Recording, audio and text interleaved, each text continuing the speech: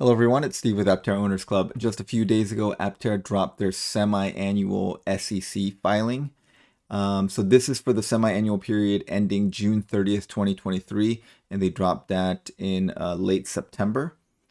So I thought we would go over it. There's a couple of interesting things in this report, and we will highlight them. The rest of it is pretty, much the same.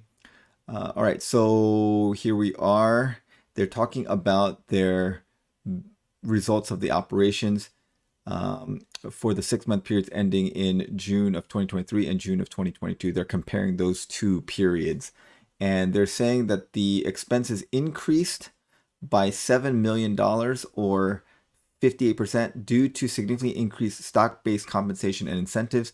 They were highly focused on limiting cash operating expenses in the current period so we could direct more capital to design, engineering, manufacturing, and production. Okay, so they increased their expenses by a lot, but that is not cash burn.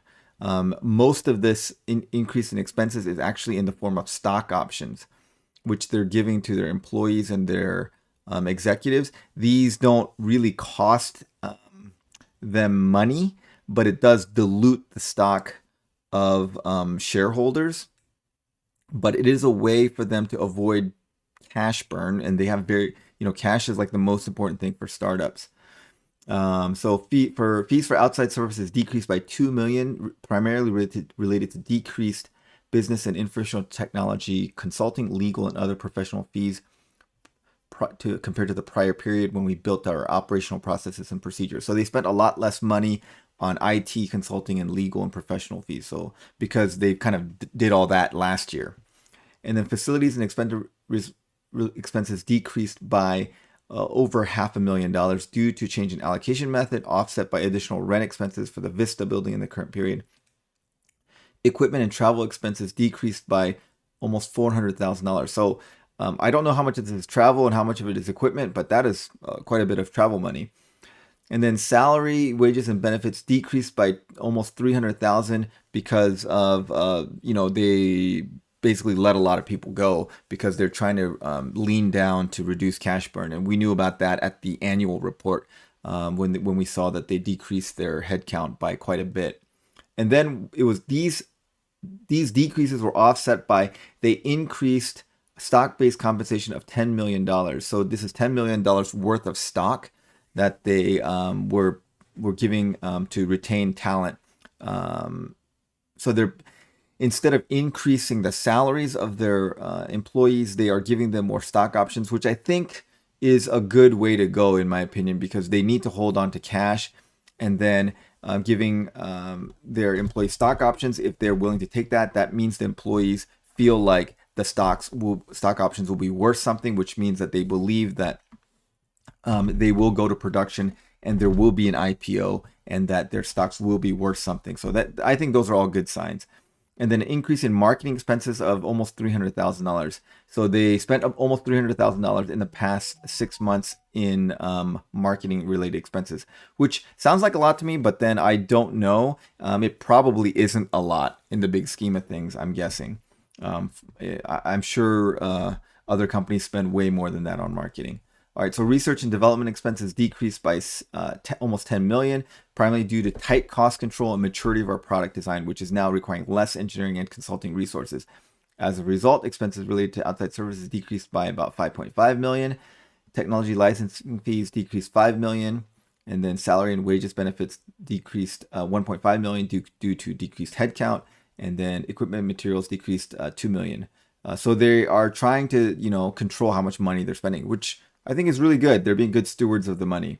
And then these were offset by, stock options, $3.2 million, and then increase of $1.4 million of facility-related expenses, as well as increased rent expense related to the Vista building. So we're going to talk about that later because they kind of mentioned that.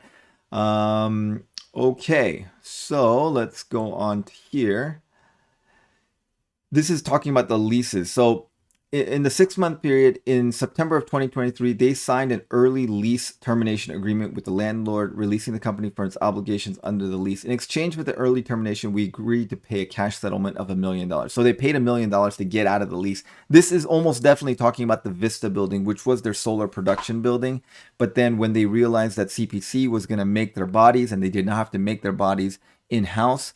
They realized they didn't need all the square footage, so they have that El Camino Real building and then the Vista building. So they consolidated to the El Camino Real building, and they had put the Vista building up for sublease, or they tried to sublease it to someone else, but I think they couldn't find a subleaser, so they negotiated an agreement with their landlord to let them get out of the lease. And they said they paid him $1 million. Later on in the thing, it's a little confusing because they said, oh, here we go. In December of 2022, we reassessed our production facility needs and began to look for sublease tenants for our Vista building. In determining whether our operating lease assets were impaired, we considered the intended future use of the assets, including whether we were expected to be able to sublease the related facilities. In both cases, we expected to eventually be able to sublease facilities. Our projected future cash inflows from projected sublease income reflected this expectation. In order to determine whether an impairment existed, we compared. Okay, so basically, they decided that they couldn't do it. And so in September 23, we signed an early surrender agreement with the landlord, releasing the company from its obligations under the lease. In exchange for the early surrender, we agreed to pay a cash settlement of $1.8 million. So that's a little different than the $1 million here. So I don't know. I'm almost positive they're talking about the same event. I don't think that there's two different leases that they're getting out of and paying an early termination fee. So I don't think it's 2.8 million. So I don't know if it's the 1 million that's correct or the 1.8 million is correct. I suspect that it is the 1.8 million. That is the correct number. Okay, so let's go to the finances now. This is the most important number for any startup. So this is in thousands of dollars. So this is $21 million. So at the end of June 30, 2023, Aptera had $21 million cash on hand, which is twice as much as they had the 6 months prior. So that's good. This is mainly a function of the accelerator program being very successful endeavor. So they have plenty of runway, looks like. They're, again, as you noticed, they're really tightening their belt and trying to reduce cash burn.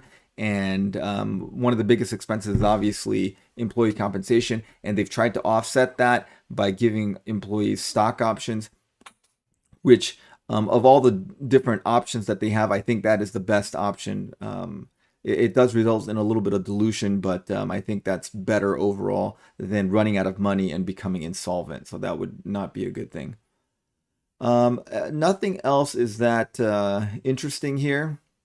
And that's pretty much the end of this, what I found interesting. I will link this document in the comments below, in the description below. So have a look at it and tell me in the comments if you found anything else interesting. But what I found the most interesting is that they did indeed get out of the Vista lease, which I think was good because they were just paying a lot of rent for that, and they weren't using it at all. And I think they could not find a sublease. So I think that them finding early termination agreement was really good. And I found it very good that they're trying to spend. They're trying to tighten up their belt and spend as little money as possible, and that a lot of the engineering expenses are done. So they're just trying to get the production phase. Oh, there was something else where they talked about how much purchase. Oh yeah, here we go, right here. Purchase orders. We regularly enter into purchase obligations. So most of these purchase obligations do not have a penalty. Some of them do.